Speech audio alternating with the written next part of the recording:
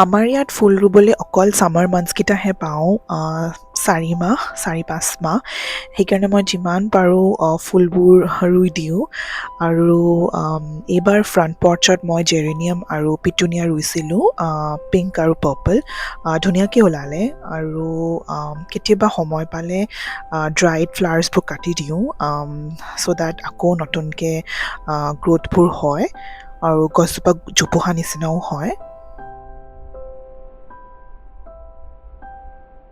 মই প্ৰায় এমাহৰ আগত জিনিয়া গুটি কেইটামান সিঁচি থৈছিলোঁ টাবত এতিয়া দেখিলোঁ গছ কেইজোপা বহুত ডাঙৰ হৈ গ'ল এণ্ড ভাবিলোঁ যে একেবাৰে মাটিতে ৰুই দিওঁ আৰু সেইকাৰণে অনুপমক খান্দিবলৈ ক'লোঁ মই এই খন্দা কামটো একদমেই ভাল নাপাওঁ ছ' সি যেতিয়া ঘৰত থাকে মই তাক খান্দিবলৈ দিওঁ। এইজোপা জিনিয়া ফুলজোপা ইয়াত 5 জোপা আছে আৰু মাটিটো মই অকণমান পানী দি পিনি কোমল কৰি ল'লোঁ কোমল কৰিলে অকণমান উলিয়াবলৈ উজুৰ হয় আৰু এয়া মোৰ টিকলা মোক হেল্প কৰে গাৰ্ডেনিঙত ইয়াৰ পিছত অকণমান মই দেখিছোঁ ইণ্টাৰেষ্ট এতিয়াতো সৰু হৈ আছে বাৰু কিন্তু যদি সি তাৰ ইণ্টাৰেষ্ট আহে পিছলৈ মইতো বিৰাট সুখী হ'ম।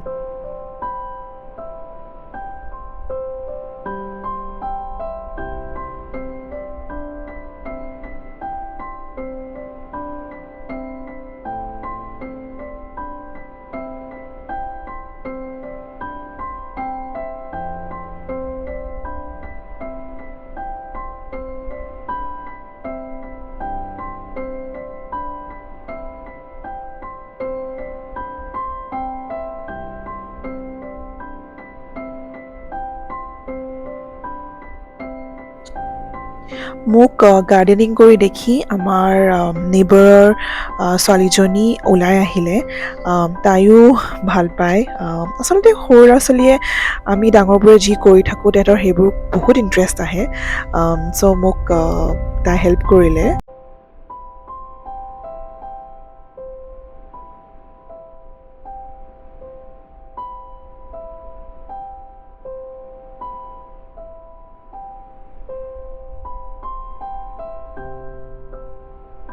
ফুল ৰুই হৈ গ'ল আৰু ফুল ৰোৱাৰ পিছত এইটো মেইন কাম বেৰাটো আমাৰ ইয়াত আচলতে বহুত শহাপহু আছে এণ্ড শহাপহু আহি গোটেই ফুলবোৰ নষ্ট কৰে কুটি কুটি খাই পেলাই ছ' সেইকাৰণে ভাবিলোঁ একেবাৰে ৰুইছোঁ যেতিয়া বেৰিও দিওঁ ভালদৰে এণ্ড তাৰপিছত মই অকণমান পানী দি দিলোঁ ফুলখিনিত।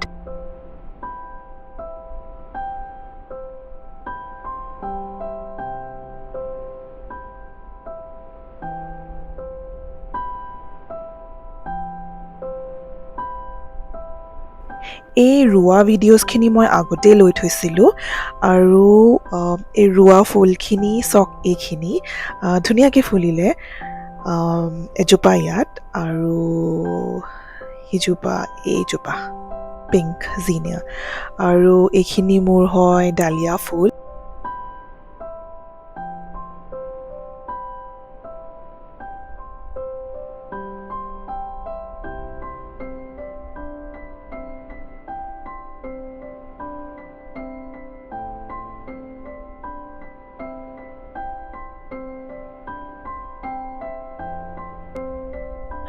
উইকেণ্ড আহিলে অকণমান সময় পাওঁ ঘৰটো চাফা কৰিবলৈ আৰু এইবাৰ উইকেণ্ডত মই ব্ৰাউনি ৰেচিপি এটা ট্ৰাই কৰিলোঁ ৰেচিপিটো আচলতে আমাৰ নেইবাৰৰ জীয়েকে দিছিলে বহুত চিম্পল হয় ছ' ভাবিলোঁ আপোনালোককো দেখাওঁ কেনেকৈ বনালোঁ। প্ৰথমতে মই 2টা কণী ভাঙি ল'লোঁ তাতে মই একাপ বাটাৰ আৰু একাপ চেনি এড কৰিলোঁ আৰু লগতে 2 চামুচ ভেনিলা এক্সট্ৰেক্ট দি দিলোঁ আৰু গোটেইখিনি বস্তু এনেকৈ ফেটি ল'লোঁ তাৰপিছত ইয়াত মই একাপ ময়দা লৈছোঁ আৰু ময়দাখিনি মই এনেকৈ চাকি ল'লোঁ এনেকৈ কৰিলে আচলতে গুটি গুটিবোৰ নহয় আৰু বহুত ফাইন হয় আৰু ইয়াৰ লগত মই এড কৰিছোঁ আধা কাপ কোকো পাউডাৰ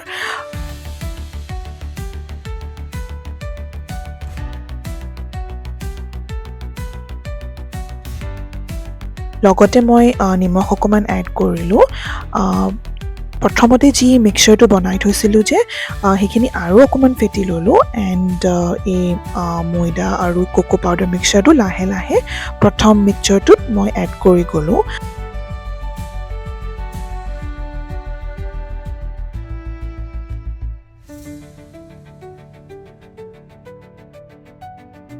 শেষলে মিক্সাৰটো দেখিবলৈ এনেকুৱা এনেকুৱা নিচিনা হয়, semi liquid types.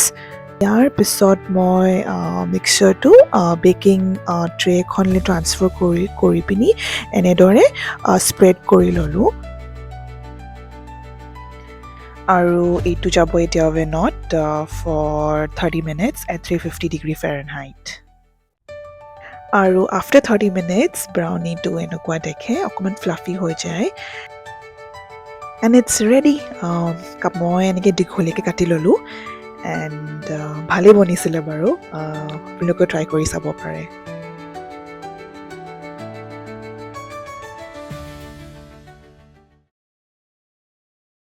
Hello' everyone and নমস্কাৰ।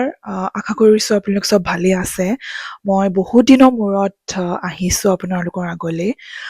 ভিডিঅ' এডিটিং কৰা হোৱাই নাছিলে, কৰিবলৈ মনো নাছিলে। এসপ্তাহৰ আগত জুবিন দাৰ কথা নিউজত পালোঁ and it was really shocking. কি ক'ম, মতলব ভাষা নাই। এণ্ড বহুত ডাঙৰ ফেন হয় মই জুবিন দাৰ, আৰু আমি চবেই লাইক গোটেই অসমখনে জুবিন দাক ভাল পাইছিলে।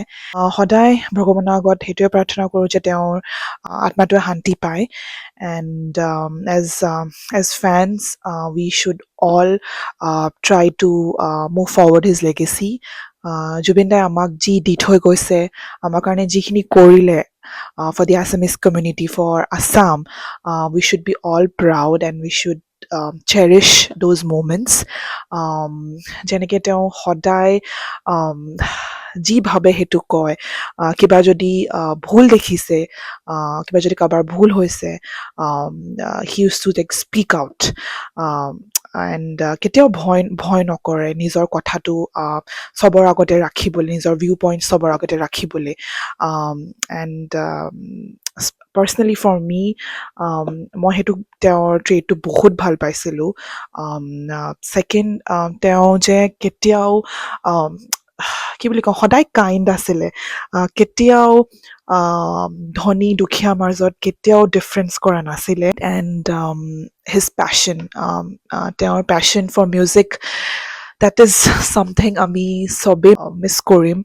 এণ্ড আমাক ইমান ভাল ভাল গান দি থৈ গৈছে তেওঁ। And let's cherish all those songs he has given us. মোৰ এনেকুৱা লাগিছে we just lost a representative of our generation. We lost a representative of our Assamese community. But যিয়ে হওক, তেওঁ যিমান কেইটাৰ কাৰণে আহিছিলে, he he lived his life to the fullest. And আশা কৰোঁ আপুনি য'তে আছে জুবিন দা ভালকৈ থাকক। চ' আজি মই ক'তটো পঢ়িম, from the book the let them theory. এই কিতাপখন লিখিছে মেল ৰবিনছে। তেওঁ এগৰাকী ইনস্পিৰেশ্যনেল স্পীকাৰ হয়। And like Zubeen da, she is very outspoken and বহুত বহুত ইনস্পায়াৰিং কিতাপ হয় এখন। এণ্ড মই ভাবিলোঁ পঢ়ি শুনাওঁ।